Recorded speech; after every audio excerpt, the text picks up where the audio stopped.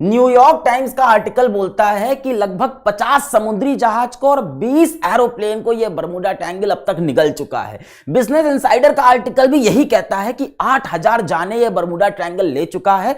Wikipedia खोलोगे तो आपको पूरी लिस्ट मिल जाएगी एक्सीडेंट की, कि बहुत सारे जहाज यहां पे गायब हो गए, 45 में, 47 में, 48 में, 49 में। सन 1945 के फ्लाइट 19 की दुर्घटना ने बरमूडा ट्रायंगल को पूरे विश्व भर में प्रसिद्ध कर दिया। यह सबसे फेमस एक्सीडेंट है। फ्लाइट 19 है क्या? अमेरिकन नेवी के 5 लड़ाकू विमान बरमूडा ट्रायंगल वाले रीजन से गायब हो गए।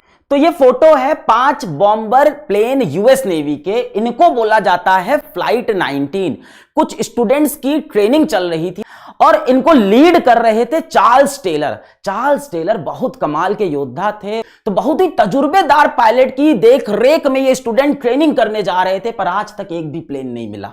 तो अगर सब कुछ सही होता तो दोपहर 2 बजे इन लोग निकलते और शाम को 5 बजे तक ट्रेनिंग खत्म हो जाती। लीडर चार्ल्स टेलर इस जगह से, फोर्ट लॉडरीडेल, ये फ्लोरिडा में है, संयुक्त राष्ट्र के अंदर, यहां से अपने छात्रों के साथ इनको निकलना था। इस जगह पे, इसको बोलते हैं हेंस एंड चिकन्स, यहां पे आके इनको कुछ बम वगैरह गिराने थे, ट्रेनिंग वगैरह करनी थी, फिर यूं सीधे जाना था, फिर नॉर्थ में जाना था और फिर यूं वापस आना था। अब जैसे गया है प्लेन वैसे वापस नहीं आता, रूट होता है पूरा भैया, ठीक है। तो 2 बजे इन लोग यहां से निकले, सब बढ़िया चल रहा था, यहां पे पहुंचे, चार्ल्स टेलर ने बढ़िया ट्रेनिंग कराई, बम वगैरह गिराया, सब सही था। 4 बजे के आसपास चार्ल्स टेलर का रेडियो पर एक मैसेज आता है तट पे बैठे हुए ट्रांसमिशन ऑफिसर को कि मैं पूरी तरह से खो गया हूं, मेरे दोनों कंपास प्लेन के काम नहीं कर रहे हैं। तो इधर से जो ट्रांसमिशन ऑफिसर पूछा कि अपनी पोजीशन बताओ, तो चार्ल्स टेलर ने बोला, मैं दोहराता हूं, मुझे कहीं जमीन नहीं दिख रही, मैं पूरी तरह से खो चुका हूं। लगभग 30 मिनट तक इसी तरह के रेडियो पे मैसेज आते रहे और उसके बाद ये 5 प्लेन इस बरमूडा ट्रायंगल के अंदर खो गए। फ्लाइट 19 के 5 प्लेन को ढूंढने के लिए इस तरह के 2 प्लेन भेजे गए। अजीब बात यह है, इसमें से एक प्लेन और गायब हो गया और उस प्लेन में भी 13 लोग थे। अब टोटल 27 लोग गायब हो चुके हैं। इसके बाद कई दिनों तक, कई सालों तक 100 से ज्यादा शिप गए, प्लेन गए जो इन्हें ढूंढते रहे। आज तक इन 6 प्लेन का ना ही कोई टुकड़ा मिला है, ना ही इन 27 लोग की लाश या इनका कोई नामो निशान मिला। अब असल में क्या हुआ था कहना बहुत मुश्किल है, पर अगर naval history and heritage command, नौसेना के इतिहास और विरासत कमान की रिपोर्ट पढ़ें, मैं नीचे लिंक दे दूंगा, आप आराम से पूरी रिपोर्ट पढ़ना, तो उसमें आपको यह समझ में आएगा कि यह तो उनका असल का प्लान था कि ऐसे चलना है। जब यहां पे बॉम्बिंग हुई तब तक सब सही था, यहां से यहां तक सब सही जा रहा था। इसके बाद चार्ल्स टेलर का कंपास खराब हो गया। चार्ल्स टेलर पहली बार इस रूट पे आए थे, पर उनके स्टूडेंट रोज यहां पे ट्रेनिंग करते थे। तो चार्ल्स टेलर का जब कंपास खराब हुआ तो थोड़ी देर बाद उन्हें ना कुछ टूटे टूटे आइलैंड यानी टूटे टूटे महाद्वीप दिख रहे थे। अब टूटे टूटे महाद्वीप यहां पर हैं, कीज वेस्ट में। तो चार्ल्स टेलर को लगा कि वो किसी तरह से यहां पहुंच गए हैं, क्योंकि सब गड़बड़ हो रहा था। उन्हें लगा मैं प्लेन को चलाता हुआ, उड़ाते हुए यहां आ गया हूं। अब चार्ल्स टेलर को लग रहा है कि यहां से वापस वे मायामी यानी फ्लोरिडा पहुंचने का तरीका क्या है कि मैं नॉर्थ की तरफ उड़ूं और उसके बाद मैं ईस्ट में उड़ जाऊं। अब बात यह है कि ये जो टूटे टूटे आइलैंड दिख रहे थे, ये चार्ल्स टेलर को लगा कि वो कीज में है, क्योंकि वो पहली बार उड़ान भर रहे थे। ये टूटे टूटे आइलैंड यहां बहामास के पास में भी हैं, क्ले नाम से। तो असल में शायद वो यहां रहे हों। अब उनके जो स्टूडेंट्स थे वो क्या बोल रहे थे, तो उनके स्टूडेंट्स ये बोल रहे थे कि सर हम लोग यहां पे हैं और हमको असल में वेस्ट जाना चाहिए। पर ये लीडर थे, इन्होंने बोला नहीं नॉर्थ में चलो। तो ये लोग यहां से यूं निकल गए ऊपर की तरफ और नॉर्थ जाते जाते इन लोग बहुत ऊपर चले गए। और जाते जाते जाते क्या हुआ कि इनको शाम को 5 बजे तक वापस आना था। तो भाई तेल तो इनके पास 5 बजे तक का था। अब जब शाम के 7 बज गए तो चार्ल्स टेलर का आखिरी जो रेडियो पे मैसेज है इस रिपोर्ट के अकॉर्डिंग, वो ये है कि हम में से किसी भी जहाज का जब तेल 10 गैलन से कम हो जाएगा तो हम सारे जहाज एक साथ पानी में उतर जाएंगे। तो इनका तेल खत्म हो गया, ये लोग पानी में उतर गए और वहां पे अटलांटिक ओशियन में पूरी तरह से खत्म हो गए। एक और कहानी है बरमूडा ट्रायंगल की जो बहुत फेमस है, वो है एलन ऑस्टिन शिप की, सन 1881 की। बहुत पुरानी कहानी है। ये बहुत बड़ा शिप था। ये लंदन से न्यूयॉर्क जा रहा था, कुछ माल वगैरह लेके, कार्गो वगैरह और कुछ लोगों को लेके। लंदन से न्यूयॉर्क के रास्ते में एलन ऑस्टिन शिप पास किया सरगासो सी से। अब ये एरिया बरमूडा ट्रायंगल के बहुत पास में है। सरगासो क्या होता है? सरगासो एक तरह की, इस तरह की कुछ घास जैसी होती है जो इस पूरे सी को सराउंड की हुई है, इसके अगल बगल है। सरगासो सी दुनिया का एकमात्र सी है जिसके अगल बगल कोई जमीन नहीं, कोई लैंड नहीं, बल्कि ये सरगासो इस तरह की घास है। अब एलन ऑस्टिन शिप को अपने पास में एक शिप दिखाई पड़ा जो इधर उधर चल रहा है। तो इसने जब देखा कि यार ये शिप तो पूरा खाली है, पर इसमें माल है, इसमें कार्गो है, लोग नहीं है। अब ये भाई लालची कैप्टन, इसे लगा एक काम करते हैं, इस शिप को ले चलते हैं, इसका माल ले चलते हैं, इसको बेच देंगे, इस शिप में कोई है नहीं। पर पुराने जमाने में क्या होता था, इस तरह की शिप में डाकू घुस जाते थे, सबको मार देते थे और सारा सामान लूटते थे। तो इसको यह भी डर लग रहा है कहीं इसमें डाकू ना छुपे हो। तो कैप्टन बेकर क्या करता है, अपने 4 सबसे बेहतरीन आदमियों को, एकदम जो गुंडे टाइप के थे, उनको बोलता है ये कट्टा, गोली, बारूद सब लेके जाओ और वहां अगर कोई डाकू आकू है तो उसको मार दो। जब वो शिप के अंदर गए, जो शिप ऐसे डोल रहा था, उसके अंदर गए तो देखा कि भैया टेबल पे खाना लगा हुआ है और किसी ने खाना छुआ नहीं है। पूरा शिप अच्छे से एकदम डेकोरेटेड, बहुत सुंदर लग रहा है, पर अंदर एक इंसान नहीं है। कि जो कैप्टन का जगह होता है, जहां कैप्टन शिप का बैठता है, उस जगह पे सब व्यवस्थित था, सिर्फ 2 चीज नहीं थी। एक उसकी लॉग बुक में भाई पूरी कहानी होती है कि ये शिप कहां से कहां गई है, जहाज कहां से कहां जा रहा है, पूरा डिटेल लिखा होता है। दूसरा कैप्टन का नेम प्लेट, कि भैया उस कैप्टन का नाम क्या था जो इस शिप को चला रहा था और कहां गए ये लोग।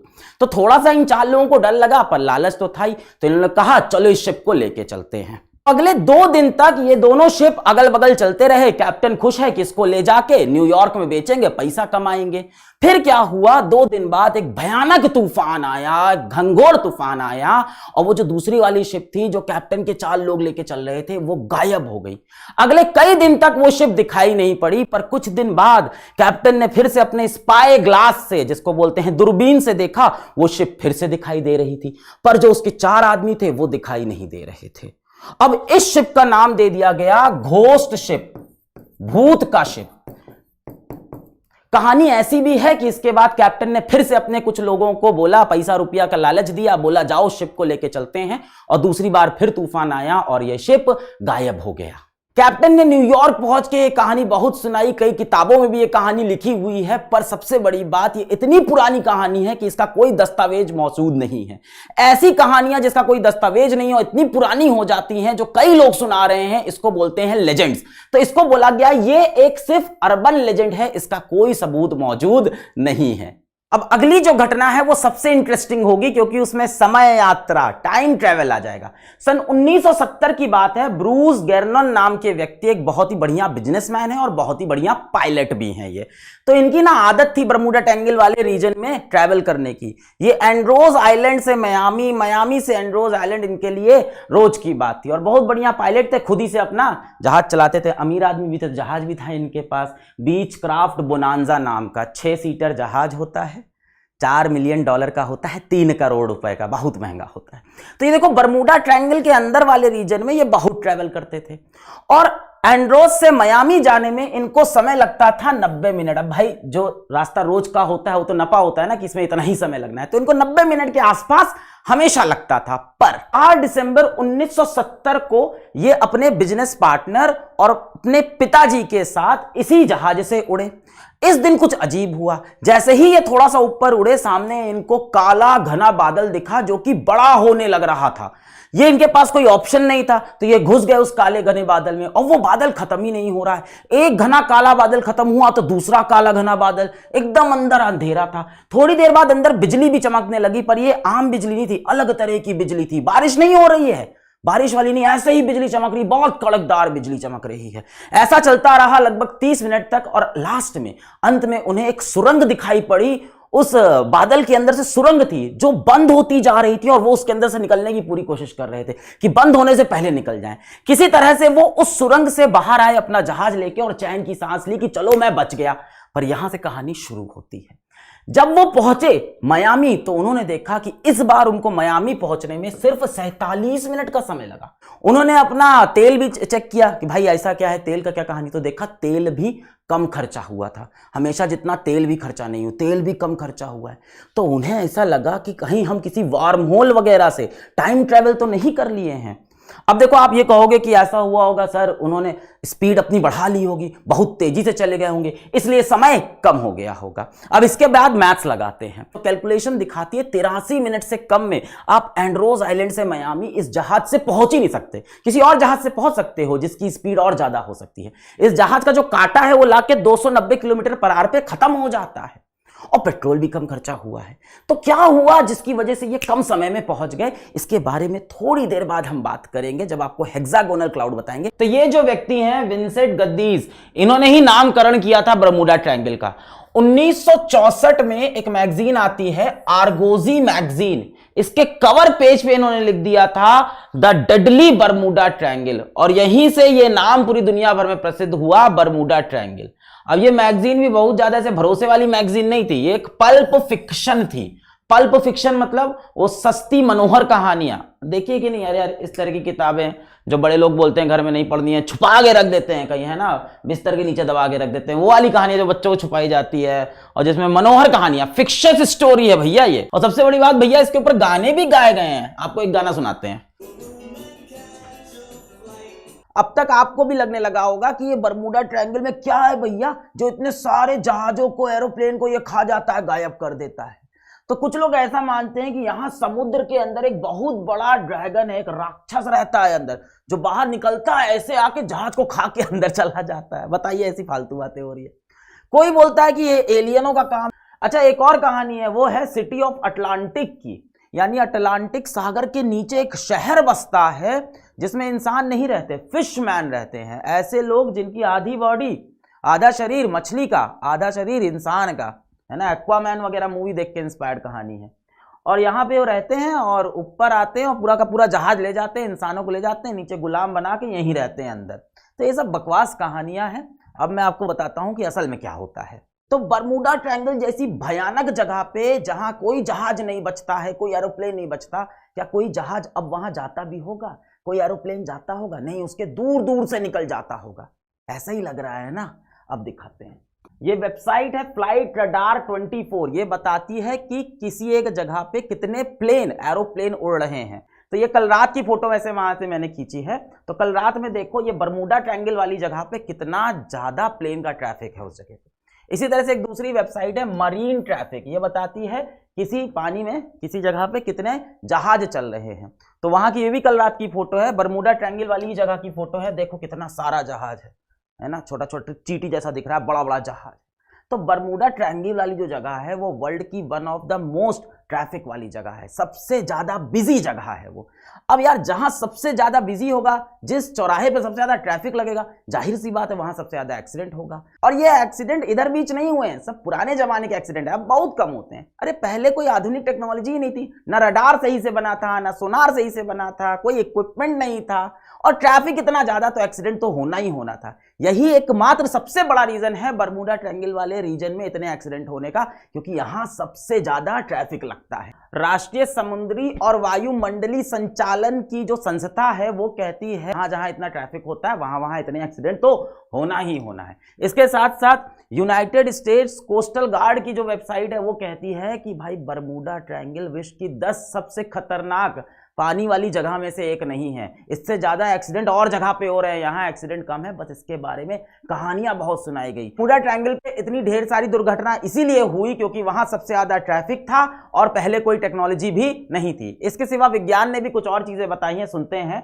अटलांटिक महासागर में जिस जगह पे बरमूडा ट्रायंगल है उस जगह पानी के नीचे बहुत सारे ज्वालामुखी हैं। ये ज्वालामुखी अचानक से फट जाते हैं और ढेर सारी गैस निकलती है। अब इस गैस में मीथेन गैस बहुत ज्यादा होती है, तो ये मीथेन गैस के ऐसे बुलबुले बनकर ऊपर पहुंचते हैं पानी में। तो ये पानी से मिलके इस जगह की डेंसिटी कम कर देते हैं, पानी की घनत्व पानी का कम हो जाता है। और ये जहाज बना था पानी की डेंसिटी में तैरने के लिए, पानी की डेंसिटी में चलने के लिए। अब यहां तो मीथेन का बबल मिल गया तो डेंसिटी कम, तो ये जहाज अंदर डूब जाता है। इसका एक कारण ये भी हो सकता है कि बरमूडा ट्रायंगल वाली जगह पे समुद्र के नीचे कुछ पहाड़ियां भी होती हैं। अब जगह जगह पे समुद्र कितना गहरा है ये पता ही नहीं चलता। अब एक जहाज यहां से आया इस तरह से और इस पहाड़ी से टकरा गया, अंदर चला गया। तो ये जो समुद्र के अंदर पहाड़ियां होती हैं इनको रिजेस कहा जाता है ना। इस तरह से देखो समुद्र के नीचे पहाड़ियां। अब पुराने जमाने में सोनार की टेक्नोलॉजी बहुत अच्छी नहीं थी। सोनार से पता चल जाता है समुद्र किस जगह पे कितना गहरा है, कहां समुद्र के नीचे पत्थर है, कहां पे पहाड़ है। पहले पता नहीं चलता था तो टकरा जाते थे जहाज और इस तरह से पलट जाते थे, इस तरह से गिर जाते थे। बरमूडा ट्रायंगल वाली जगह की जब सैटेलाइट से फोटो ली गई तो दिखा कि वहां आसमान में हेक्सागोनल बादल है, 6 साइड वाला बादल, हेक्सागोनल क्लाउड, मधुमक्खी के छत्ते जैसे दिखने वाला बादल। ऐसा बादल आपको शनि ग्रह के ऊपर भी दिखता है, हेक्सागोनल क्लाउड आपको शनि ग्रह पे भी मिलता है। इसमें ना बहुत तेज तेज हवा चलती है, इतनी तेज हवा चलती है कि लोग बोलते हैं इसमें एयर बम है ना, हवा का बम है इसके अंदर। बहुत तेज तेज इसके अंदर हवा चलती है, बहुत तेज गति से, लगभग 100 मील प्रति घंटा की गति से इसके अंदर हवा चल रही होती है। अब जब कोई एरोप्लेन बरमूडा ट्रायंगल के ऊपर से जा रहा होता है तो इस हेक्सागोनल बादल में फंस जाता है जो इसको ऐसे करके एकदम कचर के तोड़ देता है और प्लेन गिर जाता है समुद्र के अंदर। अब मान लो हवा ऐसे ऐसे ऐसे ऐसे चल रही, कोई प्लेन इस हवा की विपरीत दिशा में आया, मान लो हवा ये जा रही ये इसकी विपरीत दिशा में आया तो टूट के नीचे गिर जाएगा। पर कोई एरोप्लेन इस हवा की दिशा में आया तो उसको आगे ये धक्का दे देगी। अब धक्का दे देगी तो ये प्लेन जल्दी पहुंच जाएगा। याद करो वो ब्रूस ग्रेनॉन वाली कहानी जहां उसने कहा था उसने समय यात्रा कर ली, समय से पहले पहुंच गया था, 47 मिनट में पहुंच गया था, 90 मिनट पहुंचना था। तो हुआ क्या होगा, हेक्सागोनल क्लाउड ने उसको ऐसे धक्का दे दिया और वो पहुंच गया। बरमूडा ट्रायंगल वाली जगह पे बहुत सारा समुद्री तूफान और चक्रवात भी आता है। इसका कारण यह है कि यहाँ पे जो पानी है इसका तापमान थोड़ा ज्यादा होता है। जहां पानी का तापमान ज्यादा होता है वहां पे चक्रवात आने की संभावना ज्यादा होती है। तो ये चक्रवात यहाँ पे बनता है, इस तरह से देखो बनता है, और इस चक्रवात में बहुत सारे पानी के जहाज फंस जाते हैं और टूट कर नीचे गिर जाते हैं। अब मॉडर्न समय में रडार की टेक्नोलॉजी है तो वो बता देती है कि वहां पे चक्रवात आने की संभावना है, उधर से मत जाना, और अब वहां पे जहाज का इतना एक्सीडेंट नहीं होता। पर विश्व में और भी जगहें हैं जहां पे बरमूडा ट्रायंगल जैसे ट्रायंगल है और यहां भी इसी तरह की दुर्घटनाएं होती हैं। जैसे जापान के पास में है ये ड्रैगन्स ट्रायंगल, ये ड्रैगन्स ट्रायंगल है पैसिफिक महासागर में। और सबसे बड़ी बात, भारत के पास भी एक बरमूडा ट्रायंगल है, ओडिशा के पास में अमाडा एयर स्ट्रिप के पास में, यहाँ पे भारत का बरमूडा ट्रायंगल इसको बोला जाता है। यहाँ पे भी बहुत सारे विमान की दुर्घटनाएं हुई हैं। इनकी वजह क्या है इसके लिए किसी और वीडियो में बात करेंगे। वैसे कोई भूत पिशाच एलियन इस तरह की कोई चीज नहीं है, सब में कहीं ना कहीं साइंस होती है और थोड़ी इंसान की गलती होती है, जैसी आपको आज की मेरी सारी कहानियों में पता चला होगा। आज के लिए इतना ही, हाथ जोड़ के धन्यवाद, जय हिंद।